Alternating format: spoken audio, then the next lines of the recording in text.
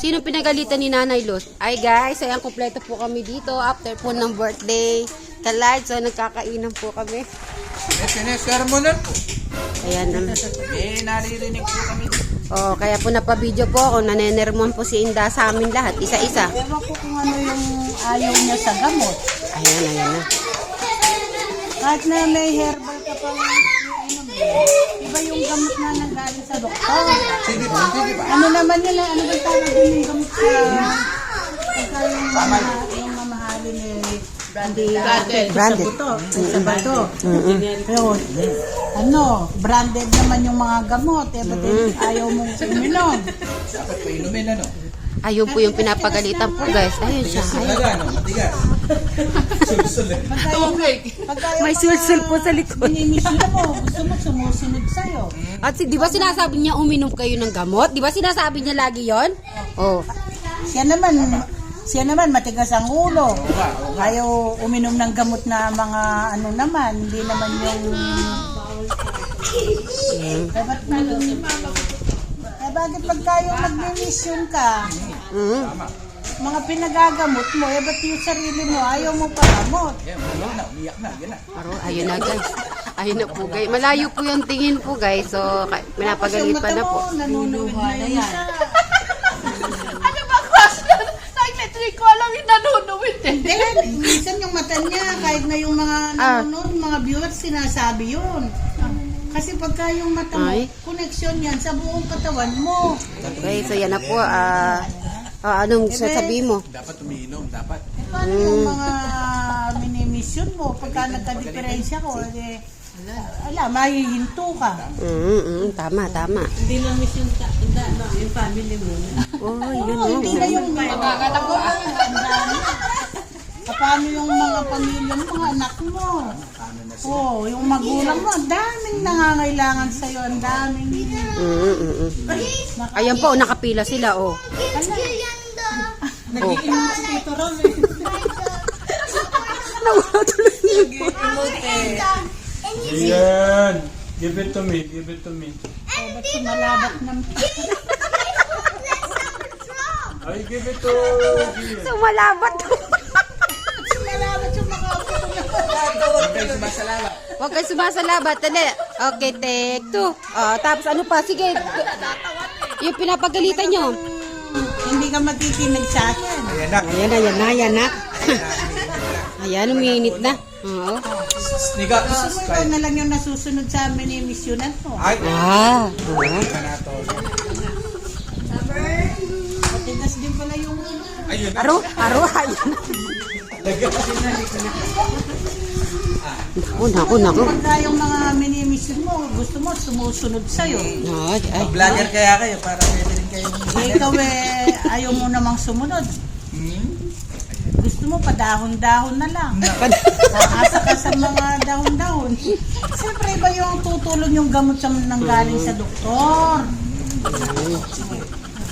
Yan ang ano ko pagka yung sinumpong ka sa malayong lugar. Hindi ko na Inda. Yung kagat mo, yung kagat mo dati ginagawa mo sa amin. Kagatin mo na sa puwet. Hoy, huwag mo sinasama yun.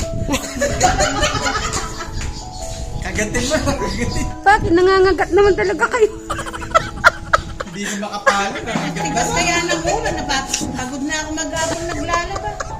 Tikas pa lang siyempre hindi ko na maano yung kamay ko sa paa. Hindi ko makalimutan, nangangagat talaga si Inda. Tayo nakarating, ikaw naman. Okay. Alright. Haliki talagang magirandam yung timpanuluro ko. Hindi, uminom naman natin. Isong may ka-diferensya ka. Nakalaro guring magka-diferensya. Isong ikaw may Siyempre, malulungkot naman kami kung ganun pa man. Kasi kadami mong tinutulungan tapos sarili mo. yung mga siyempre una tayong masasaktan, tayong mga magulang, kapatid. Ayan po guys, nag-iisip na po yan kung iinom na po yung gamot. Ano yung mga bata, baka maandun. Nangangailangan sa iyo. Ayun ako. Kahit pa ng mga ako, yan. Kahit pa ng herbal. alam ko naman hindi ko naman pababayaan ng ating Panginoon kasi ang ginagawa mo sa mga Malinis yung So meaning si Ramil pala herbal talaga siya. ano, yun lang, linalaga ko lang yun. Nakain mo pa lang kagabi. Baka nahiyang naman niya yun kaya ayaw niya minom ng gamot. Kayo mga ka-Sweet Mary, anong comment po ninyo? Inda versus Tekra. Herbal or... Herbal o gamot? Ayun. Tsaka yung mata mo, hindi pa na-check up talaga yan. Yung nanunuwid na yun. Minsan hindi makapagbasa ng diba? Hindi, diretso na siya. Ayan nakakalimutan na kasi. Minsan na tayo, hindi na natin nakakaligtaan na yung hindi na napapaalala sa kanya yung gano'n. Kasi nung po ka, bigla-bigla, sabay-sabay. Yung mata, hindi mo pa check up.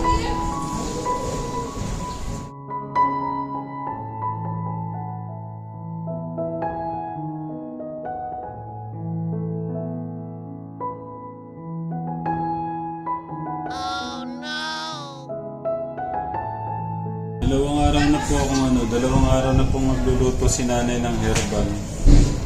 Ano bang herbal yun? Anong bang mga dahon niya nila? Ano yun? Sambong at saka yung lemongrass. Maganda raw yun sa uric. Sabi mo, taas yung uric mo. Hindi ko alam kung connected po yung uric sa pagtaas po ng high blood. Baka, So, Ang alam natin, cholesterol, yung pagkatumas yung dugo mo, mataas yung cholesterol. Ikaw naman, uric naman yung mataas mo, tumaas yung presyon mo. may kaya yung katekram sa uric tapos sa high blood. yun. Mataas po yun sa puso. Kaya sa sa dugo. Malalaman natin yan sa mga comments na. Napanik na ako kami nung isang gabi. Mag-explain si Inda. Nung isang gabi kailan ba yun? Nung tumaas yung presyon niya. 3 days ago ba yun? 3 days ago na yun. Tumaas yung presyon niya. Tapos nung ko lang nung bawang na may honey. Malamang yun ang sa'yo, no? Yung bawang na may honey. Nagkalma na siya ng pakiramdam. Naging bababa na, kada So, di kayo natulog na. Ninintay niyong maging okay. Hindi naman kami bumaba. Hanggat hindi, nag-130 na over 80. Bumaba na kami. Umakyat pa kayo? Nakakyat pa kayo, no?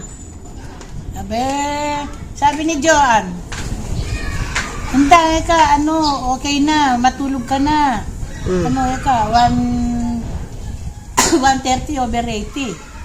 Hindi, kahit na pumasok na ako sa kwarto.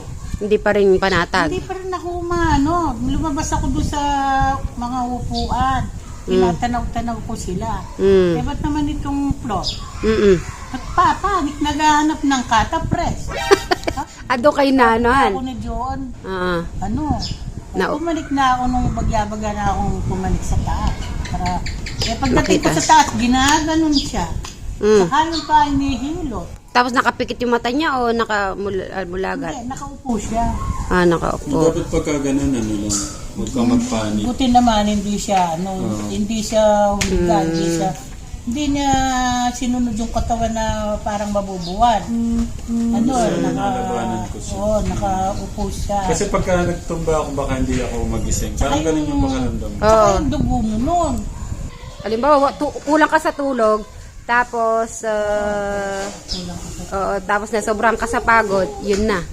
Ganin yan pala, Mel. Pag kulang ka sa tulog, tapos ka sa pagod, yun, may matay ka na walang malay. Hindi nagpasa ako more on every hour tubig. Tapos makakatulong siya. Ako naman, pag ginawa ko yung tubig, kala ko baka malunod yung puso ko ako. Dapat, ka lang. Ganun ka lang. 8 glass a day. Kada oras, yun yung... Thank you sa pag-aalala. Saka sa reminder. yung result mo talaga, kung hawak mo na, idala mo sa doktor. Hindi yung ating gabi. Hindi mo matakbo-takbo si tatay nun. Hindi mo matakbo-takbo agad-agad. Nag-190 siya. Wala. Ano kami lahat. Sino kita, Tan? Kami lahat, oh. Kulang na lang kalungin ko sa higaan. Oo, nang gawayo. Tinataas ko yung ano niya. Tapos yung doktor, kinakausap ko kung anong maganda. Alam ko kasi hindi naman pwedeng ilakad yung mataas yung presyon. Wala kayong kasama, ma'am. Tinawagan ko si Doc. Pwede pa raw una, pag hindi bumaba, pangalawahan mo pa. Pangalawa na, hindi pa bumaba. Pwede pa nga palang pangatluhan yung katapress pagka talagang Anong katapress? yung katapress linalagay sa lalim ng dila. Gamot yun. Bababa yung mo, si tatay mo. Ayaw pang bumaba. Tatlo na. Nung palang nagtatlo na, medyo gumalaw na bumaba. Yun, nakahiga siyang bagya-bagya lang yung Pajero pa nun eh. Dati pa yan. Pajero pa nun yung yung sasakyan natin. Pajero pa nun. Awa ng Panginoon Diyos, magbuhat nung may naghatol na yung bawang pala. Yung Sino nagsabi gigiling. sa inyo yung bawang? Ayun, baka yung mga nanonood gagayahin. Merong naghatol Ay, bawang. Anong ginawa yun sa bawang? kasi nga si tatay, yung asawa ko nga, tumataas yung presyon. Sobra minsan, nagwa 190. Yung puso, muntik mag 100. Siyempre, meron nakapaghatulo na yung giniling na bawang at saka mo ilagay sa lagayan na ganyan. Saka mo lagyan ng honey. Pagka yung pagkabangon mo sa umaga, ala ka pang kinain, yun ang inumin mo ng lang. Mga 1/4 nung kutsarita. Kutsarita lang. Yun awa ng Panginoon Diyos nung ginawa ko yun. Taon na. Hindi na tumataas yung presyo ni tatay. Basta everyday, kahit Kaganda. na hindi siya, wala kahit hindi siya napipresyon. Kaganda pala ganun pa nung rin. kaganda pala ng bawang. Biro mo nun, ala pang nung palagi tumataas ang presyo ni tatay. Para ba akong nagka-phobia na ako talaga. Kala ko ba, minsan o ikalawang araw, tumataas na naman. Isa pagka yung pagdadrive niya, pupunta kami ng Baliwag, halimbawa. Malakas sa loob niya eh. Kumukuha akong driver, ayaw. Marunong naman daw siya. Pagdating namin dyan sa, nasa kalagitnaan na. Sabi niya, ay bumili muna tayo ng ba't ka ako pumaparada? Hindi, bibili tayo sa malamig. Tinitingnan ko, wala namang sa malamig. Yung pala, nahihilo siya.